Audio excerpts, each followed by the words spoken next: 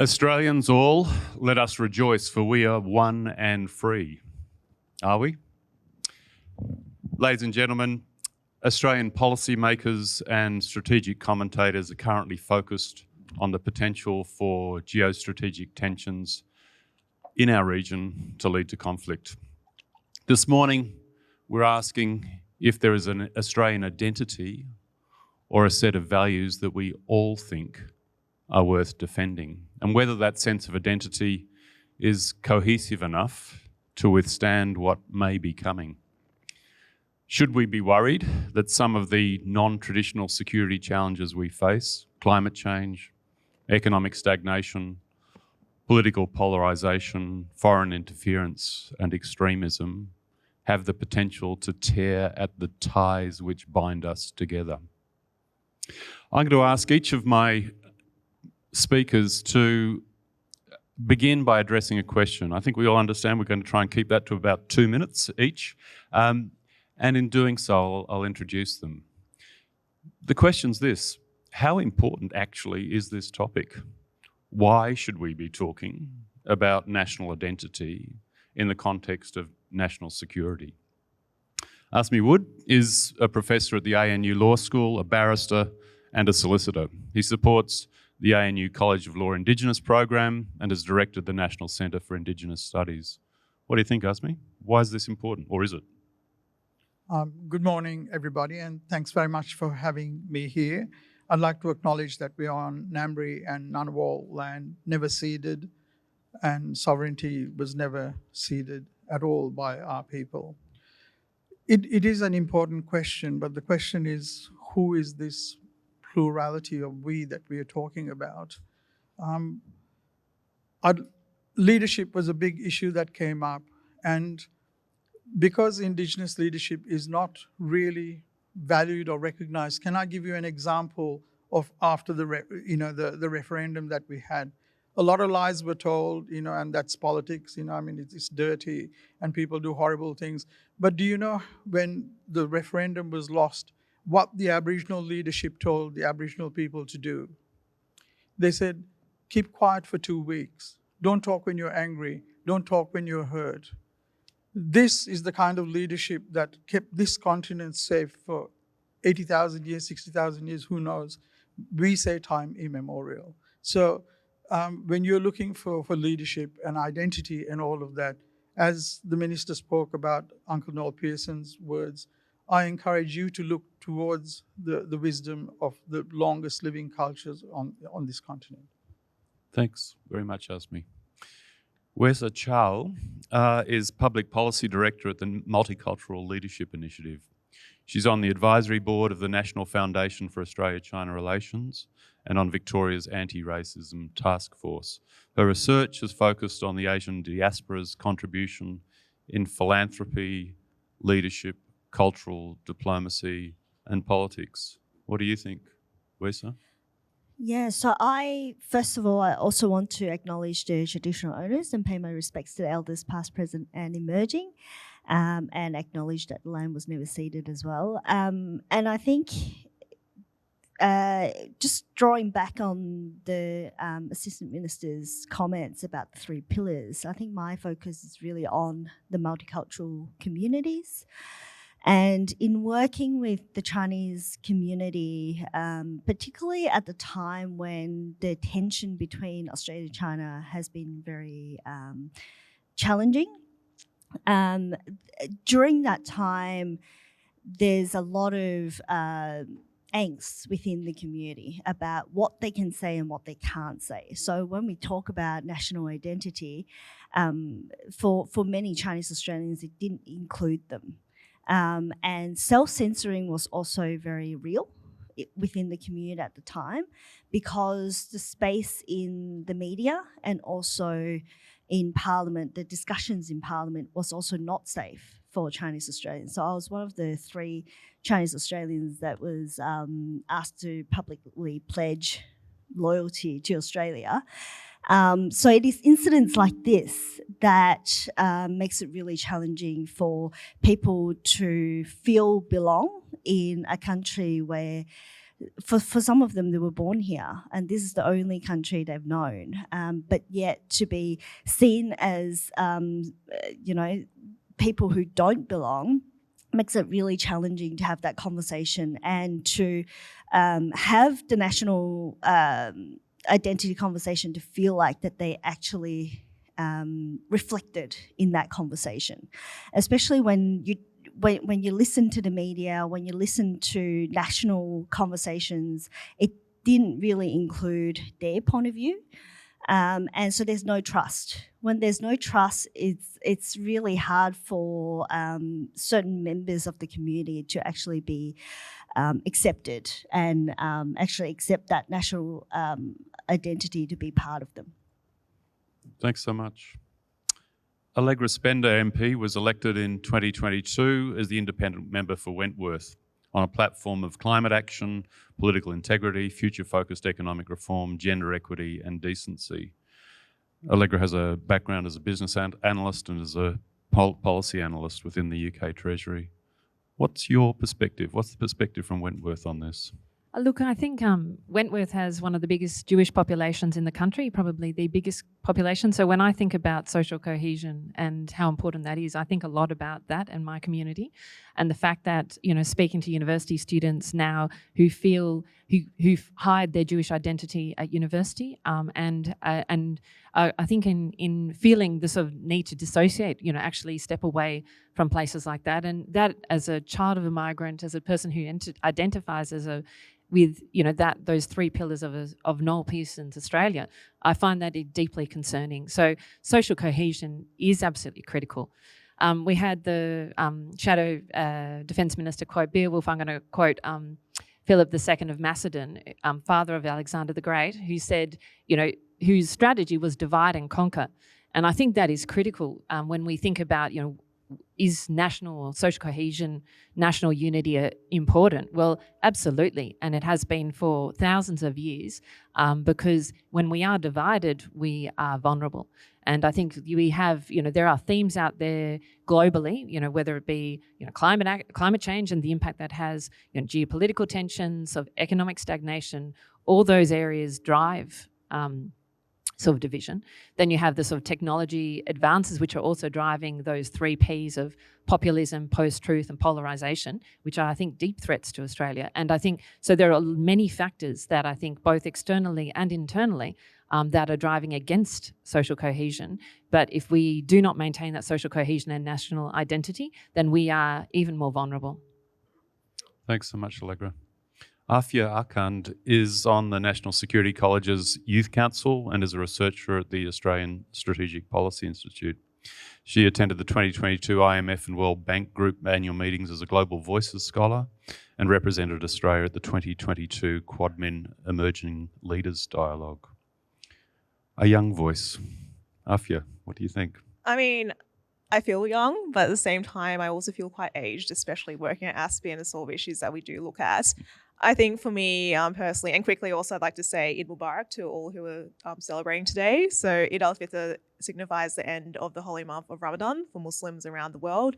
In particular, there are 800,000 Australians who identify as coming from the Islamic faith, according to the last census. So when it comes to these issues around national security, I tend to take quite an expansive lens when it comes to national identity. We need to be first strong internally as a country on the domestic front. We need to be socially cohesive when we talk about these topics. National security also applies to economic security, environmental security, and our society as well. And we know that in terms of building a strong national identity, it also is a question of how we engage our region. And as Andrew Hastie and Tim Watts has highlighted, bolstering bilateral and multilateral ties with the region is very, very critical, including with means through the Quad, ASEAN, Pacific Island forums, and also through AUKUS or JAUKUS, which is currently potentially might be occurring. But in order to increase our credibility within the region and to be a security partner of choice for countries in the region, We need to show that we respect our regional counterparts and we care about their way of doing things. So on the domestic front, this really means addressing some of the hypocrisies and push back against accusations of virtue signalling. Not only should we be working with the region to further the rules-based order, but we need to show that we also respect principles of multiculturalism, pluralism, and equality on the domestic front. So as already been highlighted by Rory, by Tim, we can't ignore our history. We have to look at these historical injustices and systemic disadvantages that plague Australian society, whether that's First Nations Australians, multicultural Australians, women. And it's particularly important in the context of the ongoing Israel-Hamas war, especially with the rise of anti-Semitism, Islamophobia since October 7. Of course, these conversations around national identity are deeply difficult, but they're integral. If we are to foster a strong and inclusive national identity, including one that celebrates and promotes inclusion, we only stand to benefit when it comes to engaging our regional counterparts. Thanks, Afeeya. Zoe McKenzie MP is the federal member for Flinders, also elected in 22. Zoe has a background in small business. She's worked in international trade as a board director, including with the NBN and Australian Council for the Arts, and has practiced employment and equal opportunity law. What do you make of all of this, Zoe? Thanks, Ian. So I think we've had a beautiful conversation already just amongst the panel, but equally in the presentation given by Tim in terms of national identity and the various questions that sit in front of us, all of which are very important. The key one for me is how well placed is this in a national security environment? With great esteem for everyone in the room, I don't feel this ecosystem is the best one to tackle our issues of national identity. I see that better written by the historians, the writers, the performers, the thinkers, more so in the humanities than I would in a national security debate, only because I see some parts of that discussion of national identity as deeply divisive and exactly what those who wish to threaten our national security would seek to exploit. So there's a place and a time for it, and it's more on either the humanities in places, great establishments like the ANU, or indeed in the way we present our soft diplomacy. The work that Tim described is one I had seen when I worked in the trade department. We present very much as modern Australia throughout our international network, and we should continue to do so. And indeed we do increasingly in our parliament. We've got more work to do there as well. Interesting, thank you. Let's pick up on that point a little. As my fellow panellists know, I'm going to pluck not entirely randomly from the group to ask some questions, but they all feel free to jump in if they'd like. I'm just thinking about Zoe's last point.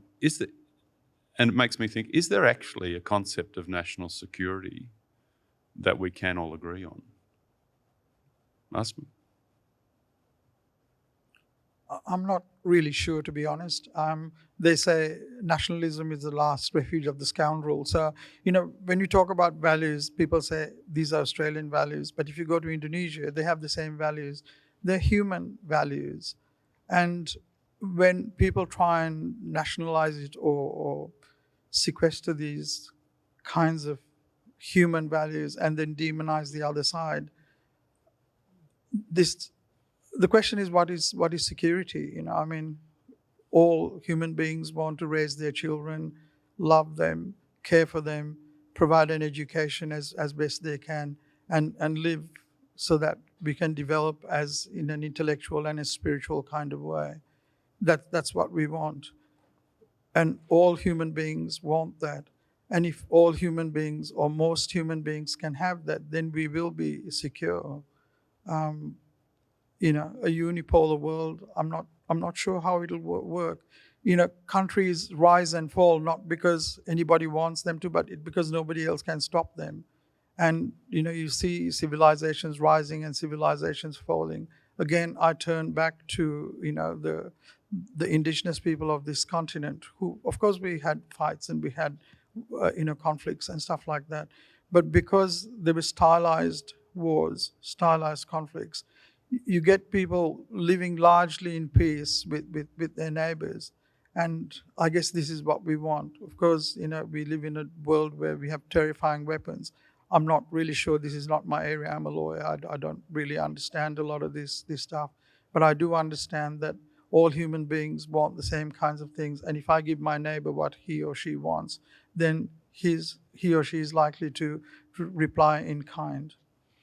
So the question is, concept of national security, is there something we can agree on? It's definitional. Zoe, can I go back over the room to you on this? Yeah, look, I'm sure I take quite a, a stripped back view of national security, in that it's about protecting land, people, sovereignty, and indeed making sure you have a secure buffer around that, and therefore collaborating, as Andrew said in his observations about Pax Americana and Pax Britannica, aligning ourselves with those who share those views and share those systems of government, particularly Western democracies, which are defined by free speech. So that's my concept, and it's a fairly, one might say, sober definition of what national security is.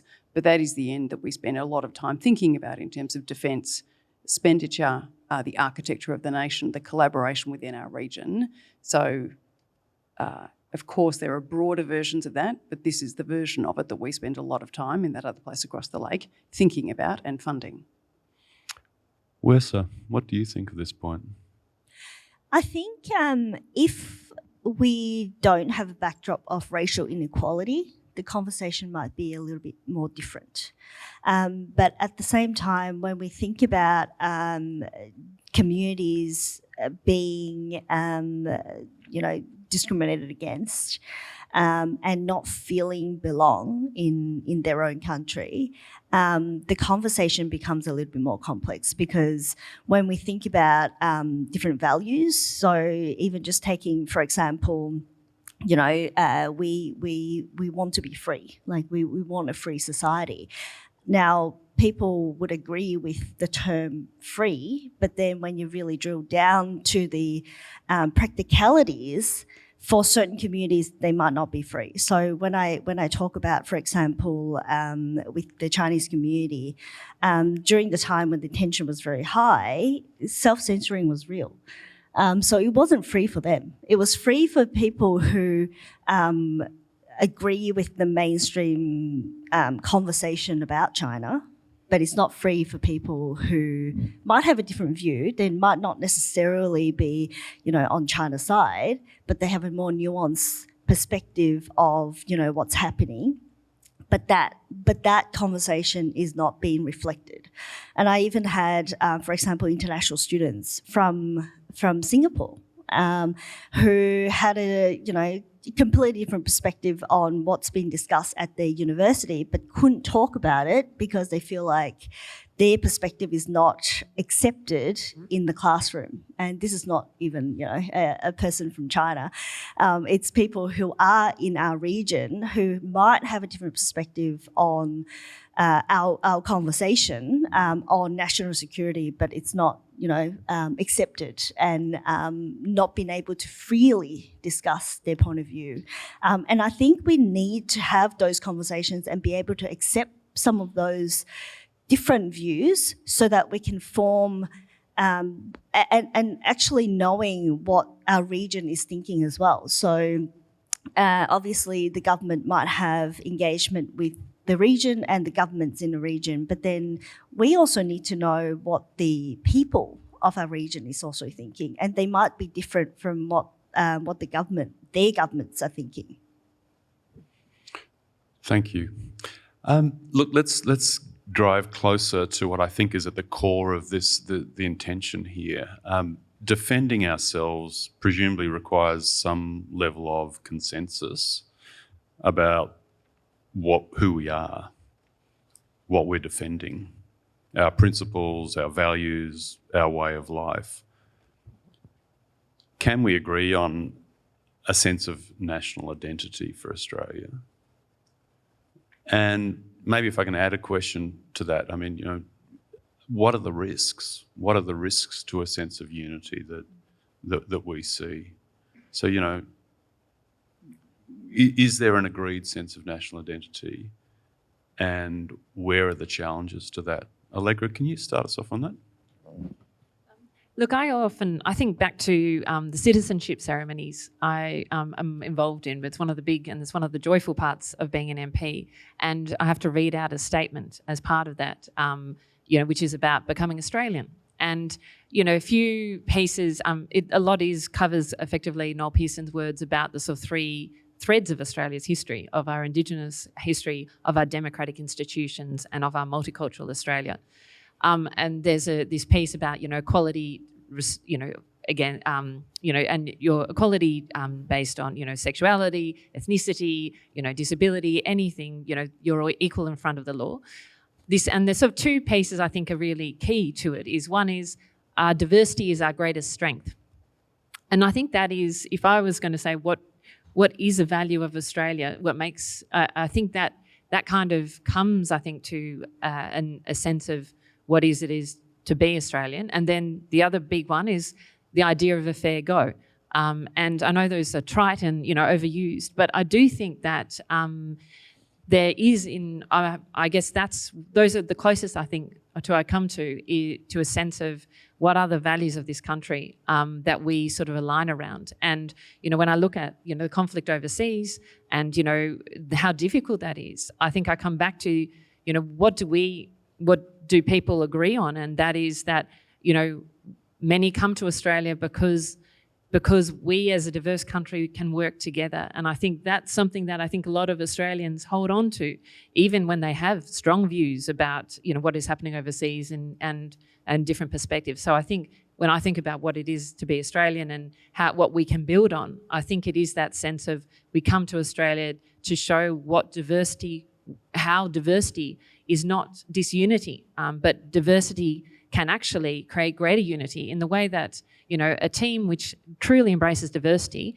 is actually stronger and more powerful than a team of groupthink. And I think that is the same for Australia. The team that truly embraces our diversity can actually harness unity in a different way. So I think that's, and the fair go, I think is also really critical. So when I come to national identity, those are probably the two themes I really think about. Afeeya, can we all sign up to that? Yeah, definitely. So definitely agree with Allegra around the fair go and equality of opportunities, but going one step further, not only about diversity, but the inclusion aspect of it. So not only being tolerant of the fact that we have a multicultural society or we have the longest continuous culture in the world, but the fact that Australians, regardless of their background, whether that's based on sexual orientation, racial background, faith group, gender expression, that all Australians feel empowered and safe to proceed with their lives without fear of prejudice or discrimination. And as Tim Watson really beautifully highlighted in his remarks, multicultural inclusion is really one of these values we really actively need to fight for, and it's not something that we can take for granted. We have the most diverse society in the world, and we since the 1970s have had a policy of multiculturalism, and we should be really proud of the achievements we've made on that front. And we actively celebrate our diversity wins through Harmony Week, through celebrating community events, whether that's Lunar New Year, EID events every year on the community level. But we can't just stop there. When we are cultivating a national identity, we really need to actively fight for multiculturalism to ensure that there is leadership representation, which is within Wesa's work, ensuring that there's inclusion within the business sector, media, academia, politics, the national security community as well when it comes to multiculturalism. And as we become more multicultural in our identity, definitely one of those risks I see are those issues around discrimination and prejudice. But often we tend to sideline or think that's a one-off issue if there are these issues of racism or discrimination that do emerge. But this year we marked the 5th year anniversary of the Christchurch mosque shootings, where a young Australian man murdered 51 Muslims in New Zealand mosques, whose only crime was to be worshipping peacefully at Friday prayers. And despite the fact that Australia, New Zealand and other countries, we have these really powerful counterterrorism mechanisms that we do celebrate multiculturalism openly, it didn't stop this man and many others adopting these far-right views about immigration, Islam, cultural diversity. And obviously with the Israel-Hamas war, more recently Islamophobia and anti-Semitism really increasing. In the first 7 weeks of the conflict since October 7, we saw a 13-fold increase in Islamophobic incidents recorded by the Islamophobia Register Australia when compared with 2022, 13-fold increase. And these aren't just one-offs, because every time there are these geopolitical events, whether it's an increase in anti-Semitism, Islamophobia, anti-immigrant sentiment, we see this occur time and time again on a systemic level. So as a country, when it comes to fighting for our national identity and fighting for inclusion, it's not just about talking the talk and these tokenistic means of trying to embrace our multiculturalism, but it's really about fighting for inclusion, whether that's at leadership or calling out problematic behaviour, including prejudice. Asmi, is plurality a strength? I think plurality is a strength, and I think legal plurality is a strength, and English common law is legally plural, though Australian common law is not. I work with a lot of young people. I mean, I'm privileged to meet the best, beautiful young people, you know, who I have the privilege of teaching at this wonderful university. And a lot of them just don't seem to know whether they're Arthur or Martha. This sense of identity is really confusing to a lot of them. I don't know whether it's about growing up. As you grow older, you sort of become more secure. In Aboriginal communities, this is not really an issue. People say, this is my country, this is where I'm from, this is my mob. Identity is not such a huge issue. But I think, you know, the divisiveness of a lot of things, and this is not about politics, it's people on...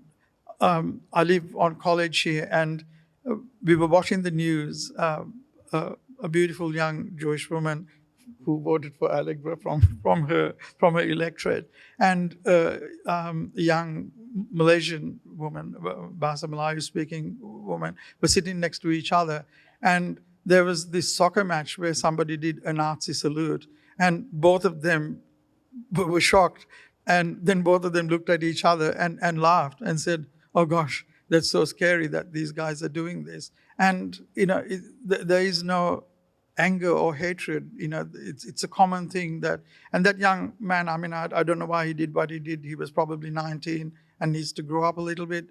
But, you know, so the sense of identity of who people are strong, and yet they seem to be able to coalesce around things. And I hope that, you know, this is what we develop into as a nation. So the three strands that Uncle Noel was talking about, yes, there are three strands, but one of them is really fat and the other two are really thin. So, you know, I think that's the part that we need to get a bit more equality on this. Aboriginal people in the Constitution are not equal to everybody else.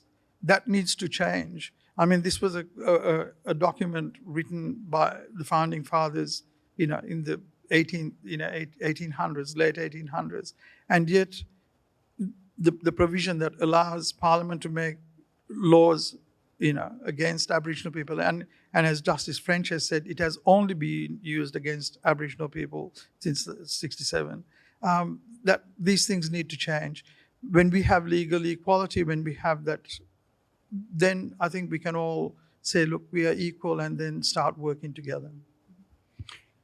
Look, thanks for introducing a sense of problem, because, you know, in the lead up to this panel, we all agreed that we weren't going to sit and admire the problem, that we were going to be constructive. But I must say, we've all been very up and very positive so far. Can we maybe go to the other side of the coin? We heard a bit about language, including from Andrew Hastie this morning. The quality of political and social discourse. I'm looking for, and I guess the overriding question here is, where are the weaknesses on the home front? And I'm thinking right now about the quality of discourse, but you might want to talk about other weaknesses. And I think Allegra, I might start with our two politicians and randomly choose Allegra first. Quality of discourse nowhere near what it needs to be. And I will talk about Israel-Hamas war because I think that really exemplifies it. Certainly, you know, it is a time. It is such a difficult. For so many parts of the community, this is really hard. And when I talk to my community members, particularly the Jewish community that I know, they talk about three things. They talk about, firstly, blatant anti-Semitism, you also spoke about, the experience of Chinese Australians and that sort of blatant racism. But then they also talk about exclusion, which basically means that it's not necessarily anti-Semitism, but it means that they just don't feel like they are welcome. And then the other piece that I think I'm very concerned about is we are not having a thoughtful debate about this in a public arena. Certainly on social media, it is absolutely awful. But we are failing, I think, at all institutions, and I'd say universities, and I would say Parliament, of bringing the country together and saying, look, there's some difficult issues out here. How do we talk about this and listen and learn from each other? And I think we are truly failing. And so I think that's kind of, the sort of the frame that I think of it. And then, when I go, to the solution, because you have to be solution focused, I think, firstly, there's this idea of sort of bonding capital and bridging capital. So bonding capital is often the social capital that holds communities together. And then bridging capital is the capital that brings people together from those different communities. And I think at the moment we are failing on that bridging capital that brings different parts of our community together. I think we are retreating into different parts of the community, and that is a problem. I think the second piece then is, in investing in our democracy, investing in our media, and investing in parliamentary debate, and actually debate in our institutions like our universities. We need to get better at that, and Parliament is failing in terms of leading the way. And question time is a sewer, and I've said that a number of times. It's a waste of time, but we are not leading there.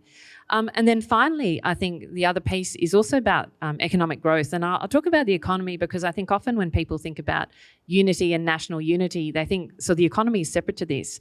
But I think historically you've seen that, when economy is going badly, when people are feeling like they don't have options, you get the rise of the far right. So unless we have an economy where people feel like they have that sense of optimism, they have a sense of, I can make this work for me and my family, and that, that the tide is lifting, then we will have a rise, I think, of the far right. So I think, from a policy point of view, that sense of how do we build bridges, how do we improve the quality of our debate and lead by example, but then also how do we also make sure that the economy is working and also working for everyone? Those, I think, sort of three major themes in terms of sort of political imperatives.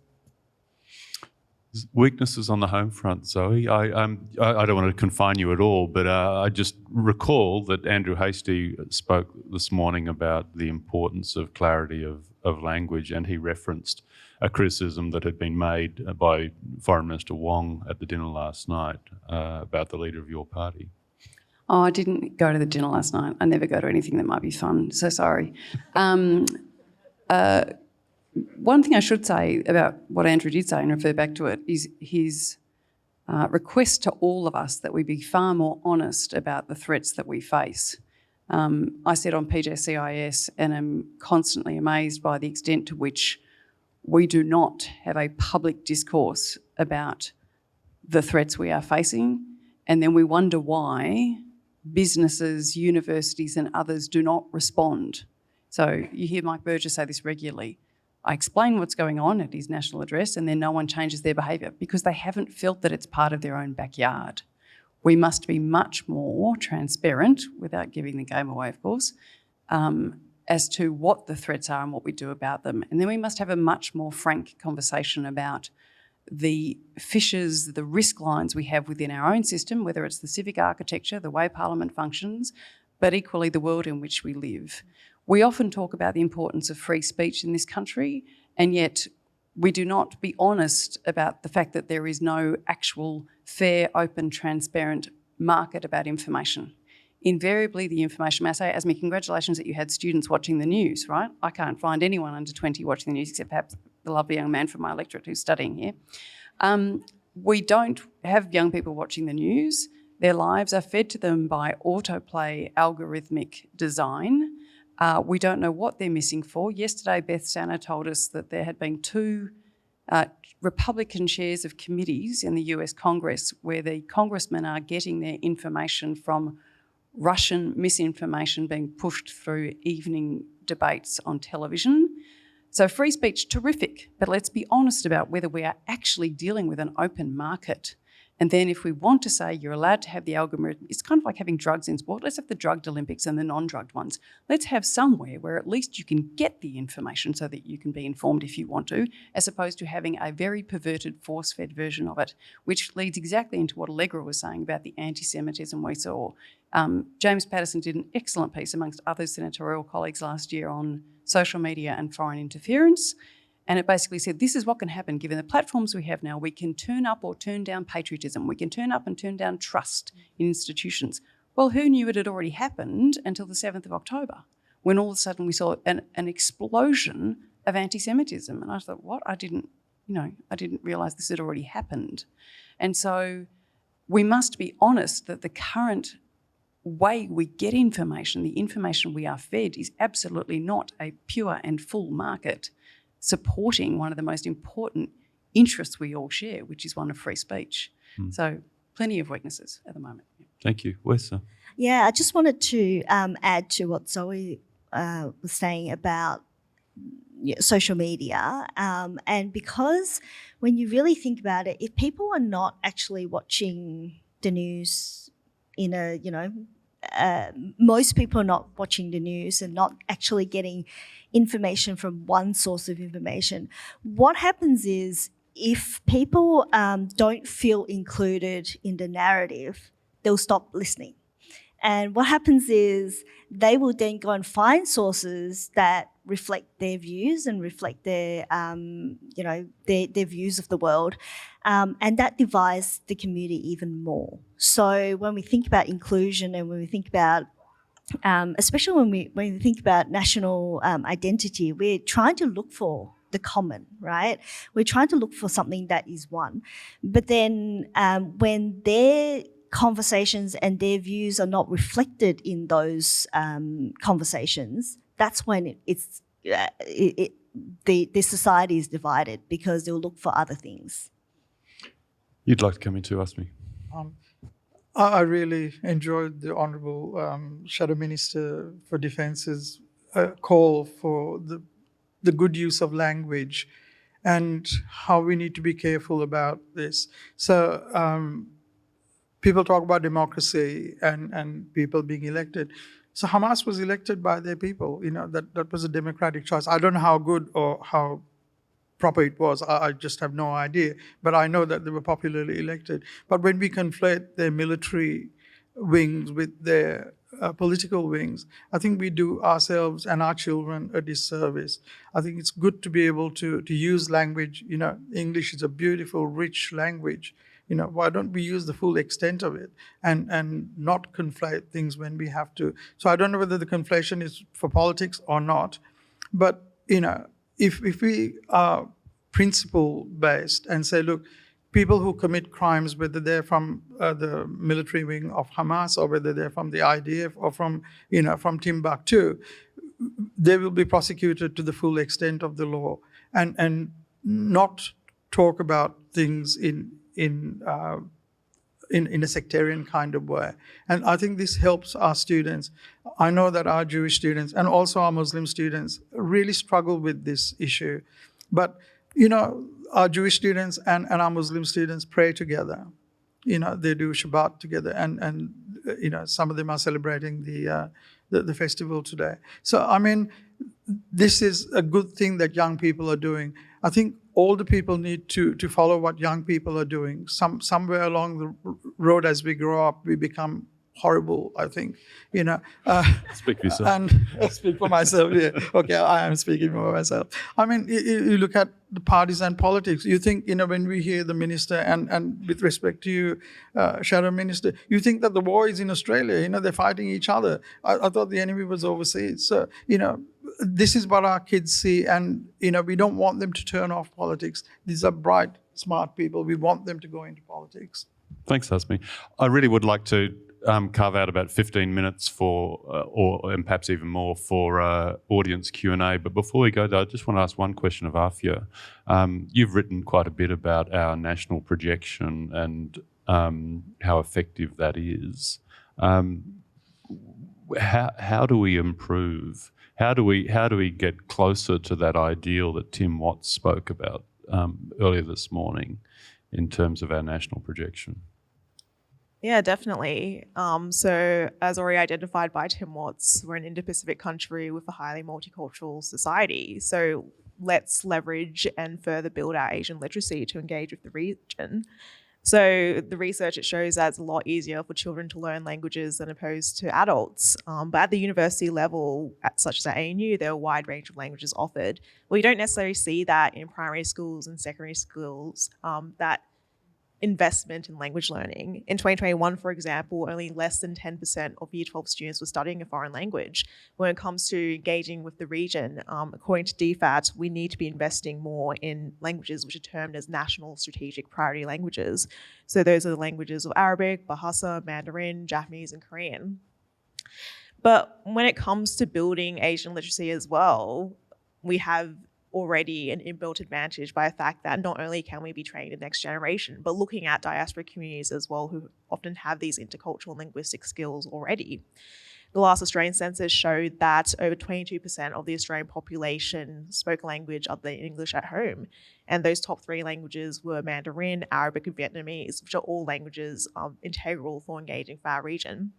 And as I identified by Tim Watts, we have politicians with multicultural backgrounds, and we have diplomats with these backgrounds, like Penny Wong using her Bahasa skills, His Excellency Ridwan Jadwat leveraging his Muslim faith and also his multicultural background on his postings.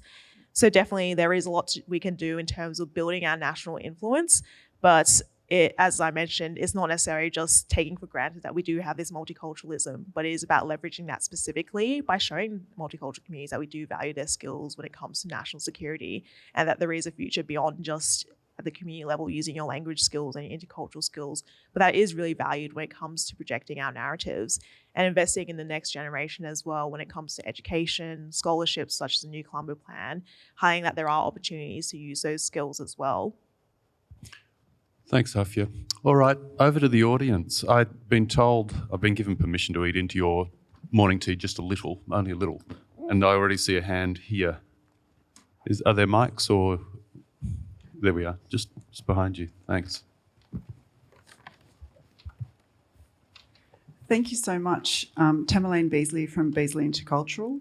An extraordinary panel this morning, and it was interesting yesterday, Lieutenant General Simon Stewart, Chief of Army, said that the most important thing we need to address is who are we and what are we fighting for? So this issue of identity keeps coming up. The question I have for the panel is, to what extent do you think we're accessing diverse perspectives so that we really know what the region is thinking of us and thinking of our approaches, and that is informing our national security policy? Who'd like to lead? Wesa, would you like to start? Yeah, so I think, thanks for the question. I think it's really important to have people or representative of people in all the institutions in Australia. So when we think about representation and cultural diversity in senior roles, it's not very good. The data shows that it's quite bad, and also especially in the public service, there was a research that came out to show that there's the Asian penalty. So if you're from an Asian background, if you work in the public service, your likelihood to get promotion is even less than people who are from a different cultural background. So or women. So it looks into all these different areas as well. So when it comes to understanding the region, and we don't have people of those backgrounds in our institutions that can provide those perspectives, that's when we don't hear about it. And the other one is also making use of the talents that we have, especially in for international students, for example. Like I said, we have international students who have perspectives of their home country, but then when they talk about their perspectives at universities, some of them are not welcomed. And so what happens is after they've done it a few times, they'll stop doing it. And so when we think about wanting to capture those perspectives of people from other countries and what they think, we don't actually understand that we don't actually have those information. So when I go overseas, for example, sometimes the first thing people talk to me about is, oh, is Australia very racist? Like, this is the first question they would ask me. And obviously it's a very challenging questions to answer, you know, with one line. But that's the perspective of certain people in other countries. And they only said that to me because I look Asian and they feel like I'll understand. Afeeya. Yeah, really fantastic question, and definitely echo all Wesa's points. I think National Security College is doing a great job when it comes to this front in terms of trying to engage with diverse perspectives as seen through this panel as well, and the fact that we did have a cold NSC podcast series and also a mentoring program for young women and culturally and linguistically diverse Australian ANU students. I think the other thing as well that we really need to remember is when it comes to engaging with the region, there still is this perception that we are an Anglo-Saxon majority, neo-imperial power, and that's how we engage in the region. So as highlighted through the Shadow Defence Minister, the fact that there is this concept of Pax Americana, Pax Britannica, and that we are just a lapdog or we are a deputy sheriff for the US within the region. So to combat that, we really do need to leverage on our multicultural communities and ensure that we are engaging in languages and within the values of the region. And I think a really good example of that when it comes to security challenges in the region is how we tackle climate change. So Australia has recently entered into the Development Union Treaty with Tuvalu, which is a landmark climate mobility arrangement for 280 Tuvaluans to come to Australia every year to work, study, and to live in response to rising sea levels in Tuvalu. But I think the concern for a lot of Pacific Island countries is that are we just engaging with the region because we're trying to combat China's rise and that we are trying to increase our reach and influence? What about actually helping the region to adapting to climate change, such as through mitigating fossil fuel emissions in the first place or assisting in terms of land reclamation? So it seems to be a very last resort solution where we are encouraging migration as opposed to looking at the root of the problem where Australia's coal industry and how we go about life here is really contributing to this crisis in the Pacific. So it really is about listening to the voices of the region, and diaspora communities are one part of that, but also more broadly going to communities and talking about these issues as opposed to politically motivated decisions based on geopolitics. Should we go to another question, or people burning to answer that one? Great. Another question?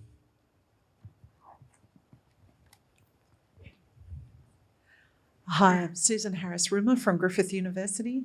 I do research on security vetting at the moment, and I'm very interested in how diversity issues are affecting security vetting processes, of very long delays for Chinese Australians, lots of issues for First Nations people in terms of documentation, lots of issues for Muslim Australians still. So how do we get we've heard a lot about recruitment issues in our national security agencies, and yet we have quite an old-fashioned, I would argue, security vetting process that does often think about diversity as a risk. So let's have a chat about. I'd love to hear some reflections on that. You look keen, Asmi.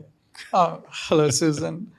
Thank you for your question. I don't like actually the use of the term First Nations because that's an American term, and it means that people have ceded sovereignty, which we haven't done. That's the common law meaning. So the international term is Indigenous, and the legislative term in Australia is Aboriginal and Torres Strait Islander people, whether you like those terms or not. So I think there are huge problems with the Aboriginal community with birth certificates and all of that, but I really need to, the security agencies that do this vetting, none of our Aboriginal, not none, but none of the Aboriginal or Torres Strait Islander students that I knew had a problem with this because they are so sensitive, they are so good at what they do. And, they were not delayed at all in terms of taking up their jobs. So while, people have a go at the defense establishment or the intelligence kind of people, my experience and the experience of my students, and when they call to check things that they can check because they don't have the complete information, they're really professional, really thorough, and they're very, very, very sensitive to these issues. So I hope that the broader community can reflect those values. It'd be absolutely fabulous. Sorry, that's just one perspective. I think people born overseas might have a very different perspective. Zoe? I would suggest from sad and sorry experience that our vetting procedures, at least historically, they may be better now, but my last experience with it was in 2013, leave much to be desired. You know, they ask you things like anywhere you've been in the last 10 years, any foreign people you might know. I'd lived and worked in France for a year, 3 years before I came back, and it's just, you know, it's impossible. It is literally impossible. And then to top it off, I said, can I just give you between 2007 and 13, because obviously you got my file from before then? And they said, no, you have to start from the beginning. And I said, why? And they said, because we've lost your file. And I said, well, that's not such a good system, really, is it? So anyway, the system needs an overhaul, but I think that system is getting an overhaul, but I'm not sure that it particularly penalises one group more than another. It's just at various points been shambolic. And I just wanted to add, I mean, I always say, like, you start with the data. Look, I think there are a lot of, you know, and I don't know in specifically how this works, but I'd be going, okay, what are the problems with the funnels of getting, you know, a diverse group of Australians into the system? As you say, you know, you talked about the sort of bamboo ceiling, but it's just sort of be going, what's the data? Are you losing people because they're not applying? Are you losing people at the vetting stage? Are you losing people at the, you know, the first kind of promotion stage? You know, or at the sort of lateral higher stage? Because I think that gives the best sort of way of just saying, well, where's actually the problem? Because maybe it is in vetting, but maybe that's actually not the problem. It might be slower, but maybe that's not actually holding us back from recruiting Muslim Australians into the security system, and it's actually something else. But that's always how I would think about it. And certainly, I think we need to think, you know, more broadly, like, you know, to the point, the earlier question, you know, our parliament does not yet reflect the diversity of our country, and you know that is a problem. It doesn't even reflect the gender diversity of our country, and that's kind of simpler. But you know, we have a lot of, you know, work to do to make sure all of our institutions truly reflect and actually harness that diversity, because that is powerful. And I might just add, there's, you know, obviously research to show that, especially if you're from born overseas, makes it really challenging for you to get security clearance. So it is a question of what the actual issue is. Now, I don't know much about security clearance, so I can't really, you know, talk into exactly how you might be able to change it. But then I agree with Allegra that we need to look into the data. Where is it that people are not progressing? How, and then find a solution as to how we can resolve that. Thank you. I think we've got room for one more. I see a hand in the middle here.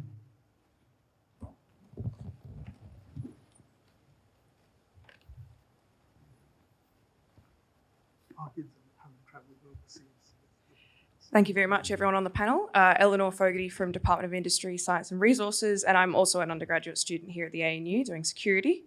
Now, as someone that was born in the War on Terror era and the, you know, very much a multicultural era in Australia, the perception of the national security community amongst young people often appears to be an antithesis to multiculturalism, and it often is an issue for getting young people into both the APS and the national security community.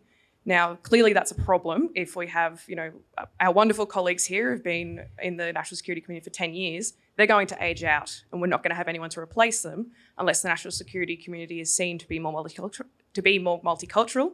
Thank you for highlighting that. What are some ways that you think that young Australians can be more engaged with national security as unifying us to protect the multicultural values that we have, but also ensuring that we can progress in future both through climate action and other areas through the expanded concept of security that we now have? Well, I don't want to insult the other members of the panel, but I mean, let's ask a young Australian. I know there are other young Australians, so I think of Afeeya to begin with. Yeah, sure. I think that's a fantastic question. I'm a woman of colour with Muslim faith background, so these are questions that I often think about within my own short career within this space. In particular, I very much believe in the idea of that you can't be what you can't see. So when it comes to government, if you don't see people of colour, if you don't see people from diverse sexualities, if you don't see those people within leadership, what incentive is there for young Australians to try and get through our system when it's so stacked against you? So it really is about not only within the pipeline in government, but also, bringing people in through the recruitment aspect. In particular, I see that there's a lot of narrative in this space that, oh, you have to speak multiple languages, you have to have a security background to be working in national security, but it's much broader than that. It's a whole ecosystem. There are a lot of students at ANU, for example, who learn languages for the love of learning languages, but they don't see that there is a use for that beyond becoming a language teacher, or that they think the only option is DFAT. But even in my own workplace at ASPE, you can use language skills in terms of open source research. And also when it comes to data science skills, HR, engineering, these are all skills valued within the national security community. So it really is overhauling these traditional perspectives and perceptions of what the national security community is and doing more of that outreach. And I think also going outside the Canberra bubble as well, because as we've talked about, there's a very vibrant, multicultural and diverse community around Australia. Go to Western Sydney, where it's very normal for people to speak an additional language, but are we doing outreach in those communities? So it's great that the NSC will be going on the road for these community consultations. And I think that really is the first step to understanding this issue, by talking to the community through qualitative data. At the same time as well, quantitative data is really important. And a current gap in government is the fact that we don't currently collate data on ethnicity, and also in Australian society more broadly in the census. We have a number of proxies for cultural diversity when it comes to the census, such as country you were born, first language spoken, and so on.